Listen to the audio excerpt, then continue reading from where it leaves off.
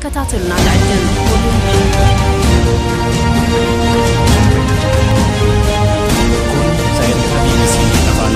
نولين ترى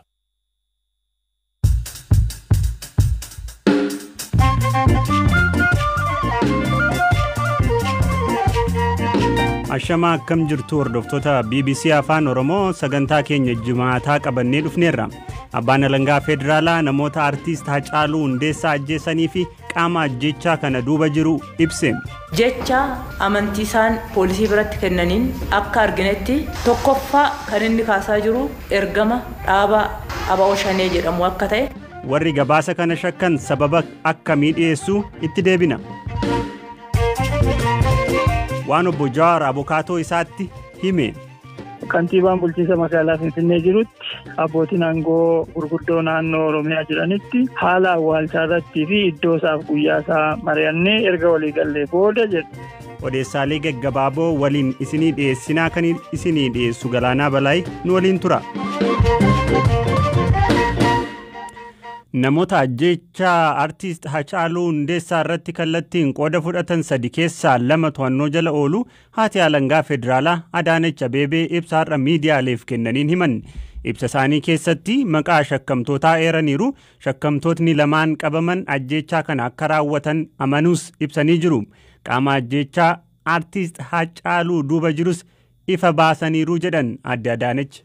Tokkoffaan kan artiist Hacaaluu irratti dhukaasuudhaan ajjeese Xilaayee Yaamii jedhama. Inni lammaffaa isa wajjin immoo kan as keessatti hirmaachaa ture Abdii Alamaayyoo jedhama. Inni sadaffaa yeroodhaaf to'annaa keenya jalan oolle Kabbada Gammachuu jedhama. Kanaafuu uummanni keenya naannoo galaan jiru akkuma Xilaayee fi Abdii dabarsee nutti kenne ammas deebisee Kabbadas dabarseetoo akka nutti kennu bakka dhokatee barbaachi godhamaa jira.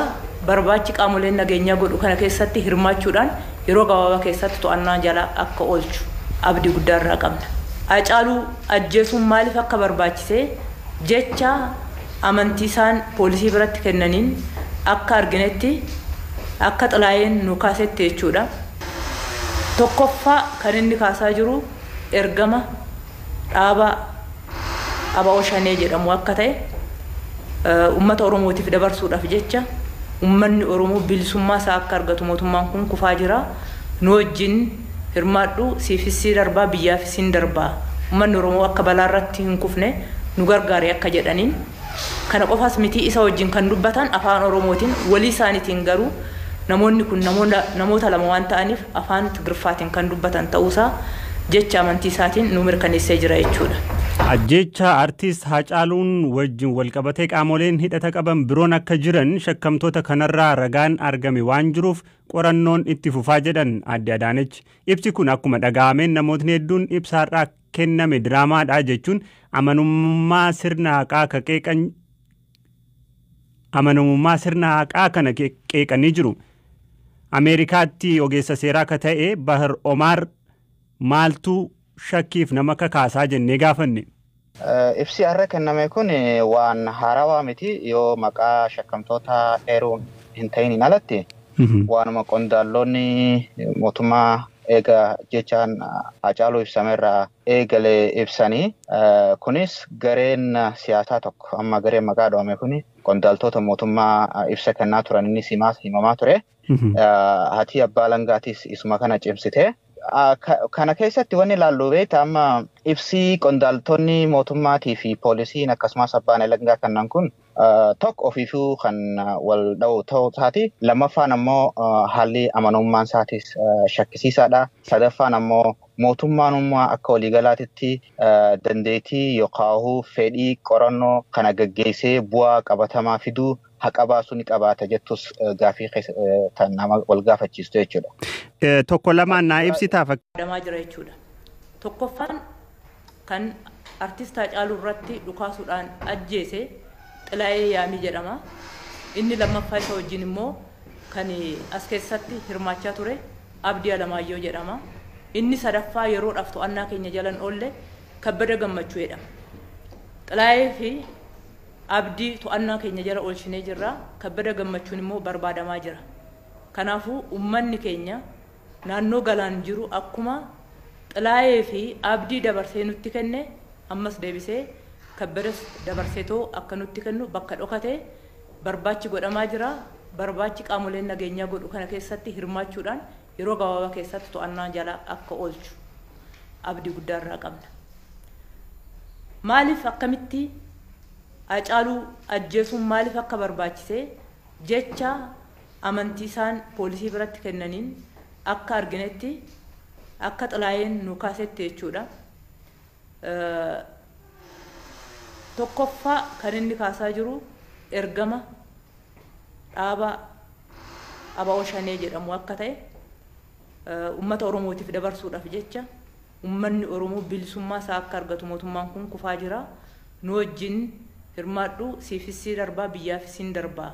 Uummanni Oromoo akka balaa irratti hin kufne nu gargaare akka jedhaniin kana qofaas miti isa wajjin kan dubbatan afaan Oromootiin walii isaaniitiin garuu namoonni kun namoota lama waan ta'aniif afaan Tigirfaatiin kan dubbatan ta'uusaa jecha amantii isaatiin nu mirkaneessee jira jechuudha. Adeemsa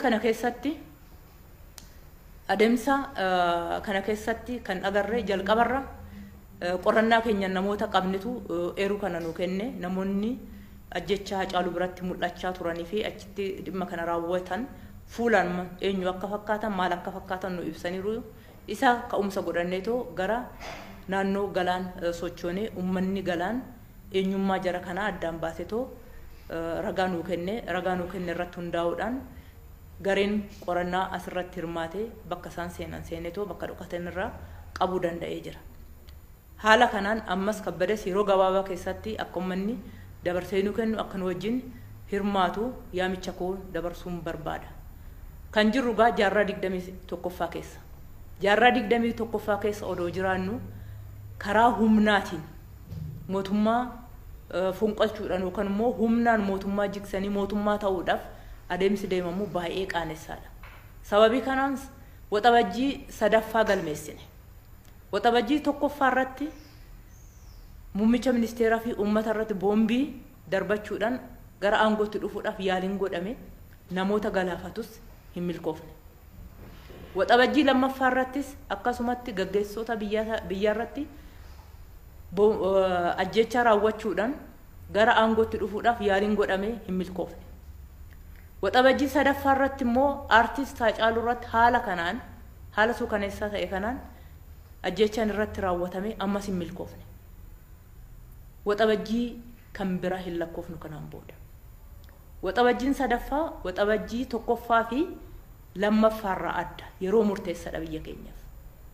Kanaaf qaamoleen seera kabachiisan qaamoleen qorannaa kana keessatti hirmaatan abbaan alangaa poolisoonni dhimmi biyya keessaa insaan wajjin ta'uudhaan uummata wajjin ta'uudhaan to'annaa jala oolchuu danda'ee jira. Ajjeestootaa fi warra artist Hacaaluu irratti yakka kana raawwatan qofa osoo hin taane haala suukaneessaa ta'een isa hordofeetoo Oromiyaa keessatti Finfinnee keessatti ajjecha namaa irratti warra raawwatan hunda to'annaa jala oolchuun danda'amee jira. Qorannaan kun hin dhumne itti fufee jira. Kan artist Hacaaluu wajjin wal qabatee jiru namoonni biroos dudduuba akka jiran warra amma qabanneerraa ragaa arganne waan jiruuf dubbiin waan hidda qabu ta'ee argachaa waan jiruuf qorannaan keenya itti fufa. Uummanni keenya nu wajjin dhaabbachuutu sarara jiraata. Biyya keenya badiirra hambisuudhaaf waliin jiraachuudhaaf haala qaanessaa kana keessa ba'uudhaaf hojiin amma olaantummaa seeraa kabachiisuudhaaf jalqabame kun kana caalaa cimee itti fufa. Mootummaan qophii gahaa godheera. Qophii gahaa godhuu qofaa miti. Haala baay'ee jabinaa fi cimina qabuun torban tokko keessatti shakkamtoota kana bakka seenetoo baasuu danda'ee jira. Kana keessatti garuu hirmaannaan uummataa iddoo olaanaa qaba jechuudha. Kana boodas hin ga'a jechuun sunirra jiraata. Hin ga'a. Haala kanaan mootummaa ta'uun hin danda'amu waan ta'eef namoota qulqulluu uummata wal wajjin jiraatu wal ficcisiisu wal fixuunis hin barbaachisu. Akka harka isaanii sassaabbatan akka seera jalaayis miliquun hin dandeenye irra deebisee ibsuun barbaada. Hojii hanga ammaa hojjetame keessatti warra hirmaatan hunda abbootii alangaa, qorattoota poolisii, hojjettoota dhimma biyya keessaatiin wajjin hirmaachaa turan hojjetoota insarraa nu wajjin hirmaachaa turan kan Oromiyaas kan Federaalas baay'een galateeffadha. Hunda caalammoo yeroo murteessaa kanatti isa nu gargaare Waaqayyo baay'een galateeffadha. Olaantummaa seeraa kabachiisuun keenya itti fufa. Boru iftaanis akka fincilaaf ba'an akka tarkaanfii adda addaa fudhatan waamichi godhamaa jira. Kun biyya kanatti kana booda tasa raawwatamuu qaba. Uummanni keenya ijoollee isaa gadhiisuu qabu, gorsuu qaba, deebisuu qaba. Ofiifis naannoo isaas hammeenya akkanaarraa of eeguu qaba. Of eeguu qaba osoo hin taane, qofa osoo hin taane qaamolee nageenyaa wajjin sirriitti atoomee hojjechuu qaba. Lammata gochi qaanessaa akkanaa kun biyya kanarratti akka hin raawwatamnetti mootummaan qophaa'ee hojjechaa jira. Uummanni keenyis nu wajjin haa dhaabbatu. Ulfaadhaa galata.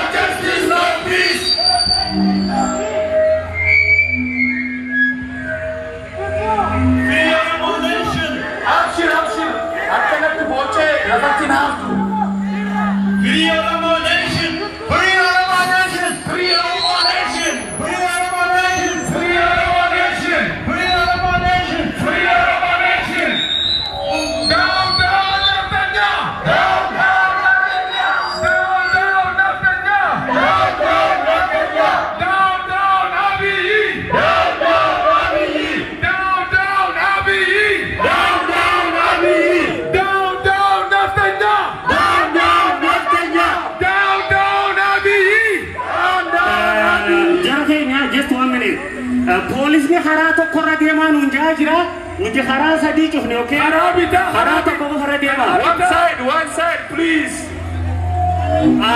yeah harato korra dema da amasini rajala Ethiopian government is a killer. Ethiopian government stop support Canadian government stop supporting one yoroti ye pandada inta warre di wana kasakasi ara birga ko rabe ko oh mani Oromo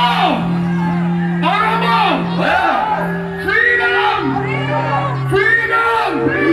Canadian government please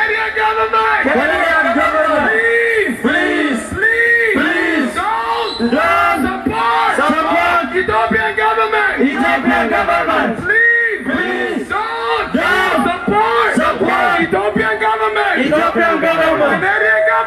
Canadian government Justin Trudeau